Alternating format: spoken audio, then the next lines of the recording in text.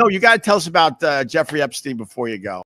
Epstein said to me, I love jokes. He he was brilliant, just a brilliant mathematician and stockbroker and everything. I mean, he's heinous, but what he did, he was so good at. That's why he was such a gazillionaire. And he said, I really love jokes. Why don't you come back and we'll have dinner and we'll shoot the breeze. I said, that sounds great. So a couple of weeks later, I went back to his apartment. It was just me and him. And they served us at dinner, but I think we had like hamburgers. And it was a nice looking girl that served us, but she wasn't 12 years old or dressed naked. And there were no pictures of naked girls. Or, it was a normal. The funny thing is, it's the single, I think the single, the largest single residence in Manhattan. It used to be a girls' school, which why they let that fact escape, because the irony of his apartment, girls' school, and it was immense. And there's a guy playing, some kid he was putting through Juilliard was playing the piano while we ate. It was just fun. It wasn't snotty. It was just fun.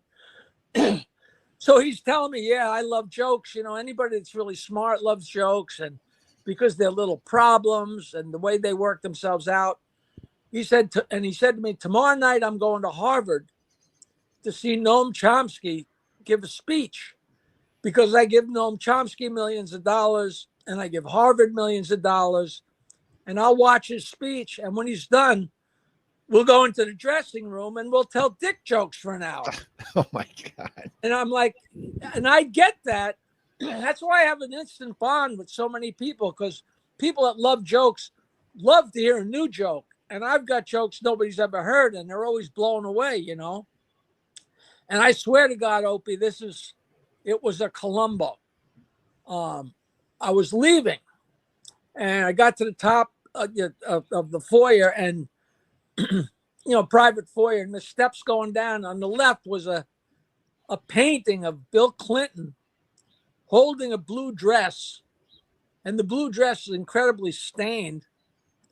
And I said to him, that's a wild painting. I said, I know Clinton is your friend. What's he think of that? And he said, well, that's not his favorite, Jesus. Funny. So Donald Trump had just come down. I think this is April of 2015. And I think he had just come down the escalator saying he was going to run for president or something like that. And it kind of shocked the piss out of everybody. So as I'm walking out, I said, hey, Jeffrey, you're rich. You're a New Yorker and you're rich. You must know Donald Trump. And I swear to God, this is true. And it's so funny. He told me this. And after he told me this, I would try and repeat the story. But people look at me like I was so full of crap, And like however many years later, that guy, Michael, whatever his name, put out a book called Fire and Fury or that. And the story that he told me is in that book. And they actually had the text of that story pasted on the screen on MSNBC and CNN, because it was an outrageous story that somehow has gone away, which makes me, who knows? We're on the way out, and he goes, yeah, me and Donald used to be good friends, but we had a falling out. Now, this is Jeffrey Epstein talking to me, okay? He Allegedly, said, falling out. As we like to say. We had a falling out, and I said, what happened? You did business with him, and he declared bankruptcy and ripped you off or something? He said, no, it was a morals thing. And at the time, I didn't know how heinous Jeffrey was. I said, oh, really? What happened? He said, one day out of a clear blue sky, Trump said to me, do you fuck your best friend's wives? And I was a little shocked. And I said, well, I've never been married. But no, of course I don't. He said, well, Trump said to me, that's the only way I can get off, is to fuck my best friend's wives. And if I can't get to the women, I have their husband come into my office and I talk to them, but I have their wives on speakerphone without them knowing it. And I talk pussy with the husbands and get them going and tell them I got, some Chinese girls upstairs or something. And their wives are listening so they can hear what low lives their husbands are. And that way it's easier for me to get to them. And he What? said, I just said, you know what?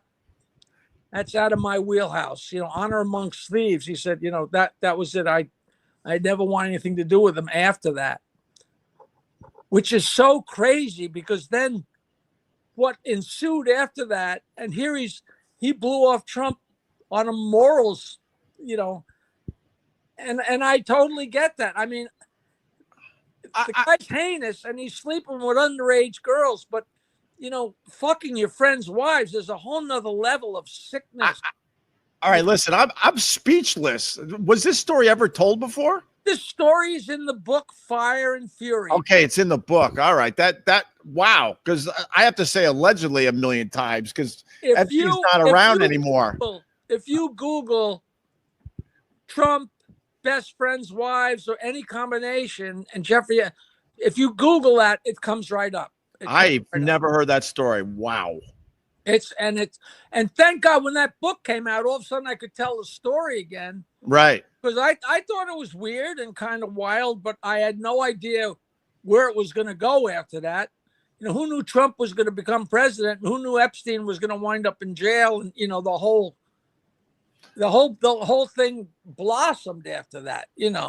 Did Epstein ever offer you anything? No, nothing.